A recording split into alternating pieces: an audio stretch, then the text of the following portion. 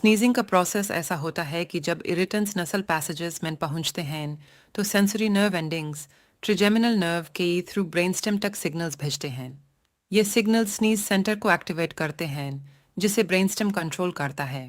इसके बाद motor nerves muscles को स्टिमुलेट करते हैं जिनमें डायाफ्रागम, चेस्ट और फेशियल मसल्स शामिल होते हैं।